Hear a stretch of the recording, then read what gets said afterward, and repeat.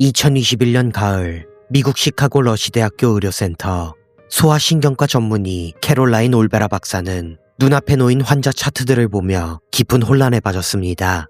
하루에도 수십 명의 10대 소녀들이 응급실로 실려오고 있었기 때문이죠. 증상은 하나같이 기괴했습니다. 자기 머리를 심하게 때리거나 갑자기 목을 꺾고 영문을 알 수 없는 단어들을 소리쳐대는 발작 증세였습니다. 마치 보이지 않는 무언가에 조종당하는 것만 같은 아이들의 모습. 처음엔 그저 한 지역의 기이한 풍토병이거나 알 수 없는 환경오염을 의심했습니다. 하지만 올베라 박사가 전 세계의 동료 의사들과 화상회의를 연결했을 때 그들은 소름 돋는 진실과 마주하게 됩니다. 독일, 영국, 캐나다, 호주, 대륙을 불문하고 전 세계 병원에서 완벽하게 똑같은 증상을 보이는 소녀들이 동시다발적으로 쏟아져 들어오고 있었던 겁니다. 바이러스도 독성 물질도 범인이 아니었습니다. 인류 역사상 단 한 번도 본 적 없는 집단 발병 사태의 시작이었죠. 전문가들이 이 현상을 심각한 미스터리로 규정한 데에는 세 가지 결정적인 모순이 있었습니다. 첫째, 의학 통계의 법칙이 완전히 깨졌습니다. 틱 증상을 동반하는 뚜렛 증후군은 보통 환자의 80%가 남자아이들이며 4세에서 6세 무렵 유아기에 서서히 시작되는 질환입니다. 하지만 지금 병원으로 실려온 환자들은 95% 이상이 10대 소녀들이었고 어느 날 아침 갑자기 전원 스위치를 켠 듯 폭발적으로 증상이 나타났습니다. 둘째, 발작의 형태가 비정상적으로 똑같았다는 것입니다. 원래 틱장애는 환자의 뇌 회로에 따라 증상이 제각각입니다. 누군가는 눈을 깜빡이고 누군가는 어깨를 들썩이죠. 그런데 캐나다의 소녀와 독일의 소녀가 완벽하게 똑같은 각도로 목을 3번 꺾고 똑같이 콩 혹은 하늘을 나는 상어라고 기이하고 구체적인 단어를 외쳐댔습니다. 이것은 복사기로 찍어낸 듯한 증상이었습니다. 누군가 의도적으로 이 아이들의 뇌에 똑같은 명령어를 강제로 입력하지 않고서야 절대 불가능한 일이었습니다. 독일 하노버 의과대학의 키르스텐 밀러팔 교수를 비롯한 세계 최고의 신경학자들은 즉각 대대적인 역학조사에 착수했습니다. 의료진은 환자들의 동선, 식습관, 최근 여행지, 모든 데이터를 수집해 교차 검증했습니다. 하지만 대륙이 다른 이 수천 명의 아이들 사이에는 그 어떤 물리적인 접점도 없었죠. 이렇게 수사가 미궁에 빠지려는 찰나 의료진은 환자들이 무의식 중에 반복해서 외치는 특정 단어들에 주목했습니다. 도대체 틱 증상 도중에 왜 뜬금없이 콩이라는 단어를 외치는 것일까? 이 단어의 출처를 집요하게 역추적하던 중 연구진은 병원 진료실이나 바이러스 배양실이 아닌 스마트폰 화면 속 그곳에서 최초의 감염원, 즉 이 사태를 야기한 페이션트 제로를 발견하게 됩니다. 원인은 바로 틱톡이었습니다.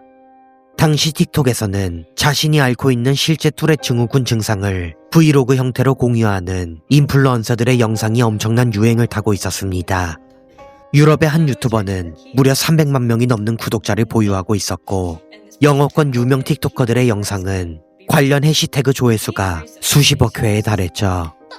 놀랍게도 아이들이 병원에서 반복하던 기이한 행동과 이 특정 단어들은 바로 유명 인플루언서들이 영상 속에서 보여주던 고유한 틱 증상과 소름 끼치도록 완벽하게 일치했습니다.